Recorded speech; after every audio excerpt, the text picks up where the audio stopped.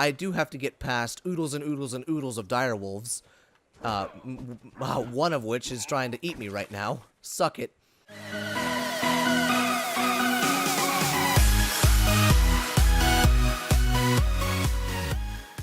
What's up, guys? It's Ryantium here, and welcome back to the center. That's right, you guys, we are back on the center today, and oh man, is it going to be a lot of fun. So, last episode, Ram and I went out and we got a freaking Quetzal, and oh my god, is that thing proven to be such a great investment. I love Quetzals so much, always have, and it's proving to be a great thing. Come here, direwolf, let me kill you. Let me kill you, direwolf. You want to chase that Phiomia? Okay, fine, be that way. Go ahead and chase that Phiomia. We also, after getting that Quetzal, we tamed a 150 male Pteranodon, which means we can start breeding Pteranodons, guys, and we can start forming the Pteranodon army, and we can get a lot of stuff done, guys. I'm going to start getting cementing paste while I'm talking to you. But we also got the 145 female direwolf. Now, I wanted to find a male so that we could start breeding direwolves, but it just did not happen. So maybe we could get into it today, but I have a goal in today's episode. So Ram and I are running into a problem, and the reason why I'm out on the frog is because we are in dire need of cementing paste. And here we go. Bring me the cementing paste. Yes, give me the cementing paste, all the cementing paste goodness. We need cementing paste like a lot. And so, the reason why is because I need to build a brand new tree platform. Because we are running into a big freaking problem. And that problem is storage.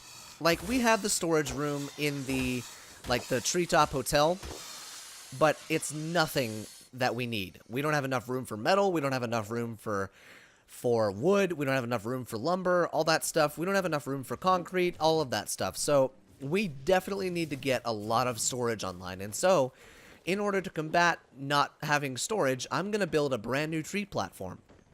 And so we're out getting cementing paste because right now Ram is working on his base and he's turning it into concrete and bricks. So he's using up a lot of cementing paste to make it into concrete and bricks. But I figured I'd come out here and grab some cementing paste, and then we'd be good to go to build the new treehouse. So what I'm thinking for the treehouse is it's going to be made out of bricks and concrete foundations, concrete ceilings, and brick walls and stuff like that. But I'm gonna try something that I saw Ram do. So Ram's base is similar to my base in it that it's on the tree platform and it's kind of circular, but he made it to where the little holes in between, like the foundations, it's not there. He was able to close it with a foundation. And so we're gonna see if I can do that successfully and build kind of an impenetrable brick and cement fortress to hold all of our good stuff, you know? And we're definitely going to need that as the series goes on and as we get bigger, as we get closer to being a bigger tribe, and as wars start going on, we're going to need that, you know? So let me get some cementing paste, guys. I'm thinking I'm going to get maybe about 1,000. 1,000 cementing paste should be fine. And then we're going to start, I'll head back to base. And then I'm gonna get construction done on the new treat platform, and we'll be good to go on that front, guys. So I'll bring you guys back in when I'm ready to show you the brand new tree platform, guys. So I'll be back. Well, would you look at this? A 140 Dimetrodon. Now, I've never tamed one of these guys before, so let's test our luck. I have prime meat in my inventory, so just in case it takes prime meat to tame. I know these things take narcotics, like, really quickly, or they take a lot of narcotics, I should say, but we're just going to see if we can actually tame this guy, because if it's going to take prime meat, then we can absolutely tame it. So let's see. I just happened to stumble across this guy, you know, and I figured why not. We have the breeding room back at the base, but we don't have kind of something to regulate temperatures if it needs, like, a cooler temperature. And so this is definitely a good way to do that. And, you know, if we can get 2 of these... Oh my god, there's another one right there. Is it a female? No, that's a male. Damn it. If we can find a female of these, we can start breeding these guys. And we can actually make like a whole air conditioning room. Oh, hello. Okay, they're both on me. Well, we might have to get them both. Okay. Let me see if I can get at least one of these guys knocked out, you guys. I think I'm going to go for the 140. But yeah, let me see if I can get one of these guys knocked out. I'll be right back, guys. Okay, you guys. So, the worst things possible just happened to me. So, not even kidding. The Dimetrodon died, and then the frog died. So now I'm stranded. Luckily, I have the cementing paste. I grabbed it off of the frog. I don't know what the hell happened. I don't know if, like, it said a Mega Piranha killed it. So clearly it was in the water, but it wasn't. Like, I left it on the ground after killing a Sarco. So, I don't know if it was on passive and it got, like, moved into the water. I have no idea. But I'm going to have to go out and tame another frog, because now I feel awful for losing that frog. And we're going to have to bury it. But now comes an even more arduous journey, because I have to make it back home now. And luckily I know my way around the map, so it's not that bad of a place to go to. Luckily there's a land bridge now, I don't have to swim, but I do have to get past oodles and oodles and oodles of direwolves, one of which is trying to eat me right now. Suck it. But I actually ran out of tranks, so I can't tame a frog right now. I'm gonna have to make some more tranks when I get back. This day is turning out to be awful right now. Good lord, I hope the build goes better than this. Oh good, more direwolves. But yeah, okay, no. But yeah, so I'm gonna go ahead and run my little butt back to our little redwood base and hope to God that I make it back in one piece. I really hope that I do, because I don't feel like dying. I don't feel like dying one bit. Not one bit I feel like dying. So, the land bridge is right in front of me. I think I'll probably make it there in like the next 5 minutes. But, wish me luck, you guys. I'll be there soon. Alright, you guys. So, we got the brand new tree platform up, and that's Ram's base made out of brick and concrete foundations. Looks really cool up against the redwood tree. But, unfortunately, this tree is so close to the waterfall that you always have the waterfall noise. Now, I love the waterfall noise, but I don't think I could stand it constantly. So it's a good thing that this is just a storage room or a storage base, and it's not going to be like living here. Like, I could not stand hearing that 24/7. So anyways, but I wanted to take the time and show you kind of a neat building trick if you're building with foundations. And some of you might already know it. If so, that's fine. But if not, maybe you'll learn something today. So place the foundation down, and then I'm going to show you how to lower it in order to get a lower foundation. So if you place a foundation down, then you place a pillar in the middle of it. It's got to be in the middle of the foundation. And then you place a ceiling on top. Watch this. The foundation... Oh, hang on. It was lower. Hang on. There we... Nope. It wants to snap. It wants to snap lower. You can see... Hang on. Where's it at? There it was. There it is. Okay. You can see. Look at that. It creates two separate snap points due to the pillar being there. So then, you take off the ceiling, you take off the pillar, and then you take off this foundation, and you have a permanently lowered foundation that is already lower than the other foundation. And you can snap foundations to this foundation, and you'll be good to go. But guess what, you guys? You can do it again. So watch this. Put that right there. Lowered it one more freaking oh my god, you stupid thing! It's really finicky on a tree platform. I've never had this much finickiness.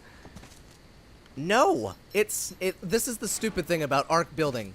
Look at that. It says it's gonna snap lower, and then it snaps above it. I don't like that at all, but you can see where I'm going with that. It'll snap below it on a good day. Good lord, it apparently hates me today. But you can keep rinsing and repeating this process on platform saddles, on the ground. You can do it on boats. You can do it on pretty much anything, any surface that's flat or that's not flat. And so it's just kind of a neat building tip to get maybe a little bit of variety in your builds. There, see? Now it freaking works. Stupid freaking things. Arc, why do you hate me? Trying to show people something, and you don't work. So, That's what that is. So I thought that would be kind of neat to do on the tree platform because it can serve two purposes. One, it looks cool if the foundations are lower to the ground. That way there's not as big as steps or something like that. There's not like massive steps up if you have like a big lip or something like that. But it also can serve another purpose. So if I'm building out of concrete foundations have 50,000 hit points. Let me show you. 50,000 hit points is what a concrete foundation has. The tree platform has 40,000. If you lower the foundations into the platform, and someone's shooting up at your platform, because they're vulnerable from the bottom, they're going to be hitting the concrete foundations before they hit the tree platform. Meaning, if they destroy the concrete foundation, then they're going to have to go through the tree platform. So it's almost like a double layer of protection. Because see, let me walk a little bit closer to the edge. You can see almost a little bit, you can see the pegs of the wooden foundation sticking out from the bottom of the tree platform. And so you can keep going down. So let's see if it'll allow me to go down one more. Please work the first time. Please. There we go. Thank God it worked. Okay. So you put that there, you put that there, and then you take that off, and there you go. So you see how much lower that foundation is? I mean, that is crazy low. And you can do it on on platform saddles, you can do it on boats. That's how I made my boat so low to the saddle, or to the platform. It looks so good, guys. And look at that. One more lower. Check that out, you guys. So that's, I think, what I'm going to do for this whole entire tree platform. So I'm going to need probably about 1,000 foundations if I want this to frickin' work. But it's going to look super freaking cool once it's done. But I also need to figure out how I'm going to close the gaps. So it's going to take a second for me to figure it out. But I just wanted to show that to you as kind of a neat building tip. And just to pass on a little bit of knowledge to you guys. So I think what I'm going to do is I'm going to go do a little bit of construction on this tree platform. See if I can't get these foundations laid out. And when I've got some progress to show you, I'll bring you guys back in. Okie dokie, you guys. So, after probably about 2 hours and having to redesign the whole thing, not once, not twice, but 3 separate times, grinding out bricks and cementing paste and freaking cement, all of that stuff, I finally have a finished product, you guys. And I have to say, this is a really cool build, I'm not gonna lie, and it's also probably one of the safest places on the map right now, and one of the most secure places on the map. So, let me introduce you to the Bunker 2.0. Look at this, you guys. So, let me show you a little bit of what we're working with. So the reason it's called the Bunker 2.0 is that's a callback to one of my older builds that some of you older fans might know about. I built a bunker on the center in one of my older videos. This is Bunker 2.0, guys, and this one is even more secure. This one is even more powerful. It's crazy, you guys. So we're working with all of the foundations have been lowered into the tree platform. Now, I didn't do foundations all the way through it because it would have looked weird and stuff like that. However, around the corner, or around the edges, all of the foundations have been sunk all the way through the platform. So that gives it a little bit more power and a little bit more, I guess, hell, I don't even know what word I'm looking for, strength against explosives, small arms fire, all that stuff, and anything else.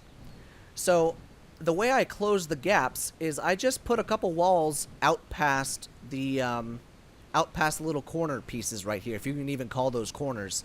And then I just kind of connected it with ceilings. And you know, it actually almost looks like a gear. Like if you look at it correctly, it looks like a gear or like a cog. It looks super cool. I love the way it looks. It's all concrete and it's all brick. Now let me show you the health points we're working with. The walls have 25,000 hit points each. Foundations, you know, they've got 50k each. And ceilings have 45,000 hit points each. Now, some of you are probably like, well, this is not secure. There's a hole, massive hole right here. Well, check this out. I am pushing straight up against this. and I can't get in. Now, can you shoot in? I'm not sure. You absolutely cannot shoot in. That wall stops it. So picture ceilings just blocking that, because that's exactly what that is. It's just an invisible barrier that nothing can get through it. Bullets, arrows, nothing can get through it, guys. And so that's crazy. Now let me show you the inside. So in the inside's empty as of right now. Right here is the entrance. Now, this is one of the only weaknesses, I would say, is the stone trapdoor. However, once you get inside, it's not very weak. You drop down into an all-brick, I guess, elevator shaft. You have a rope ladder that you can, like, roll up so that no one can get back out. So then you've got one reinforced door here. And then you have another reinforced door. And then you're inside the Bunker 2.0. So look at that. You have to go through all of that stuff. If you were trying to break into here, you would have to go through all of that stuff to get inside.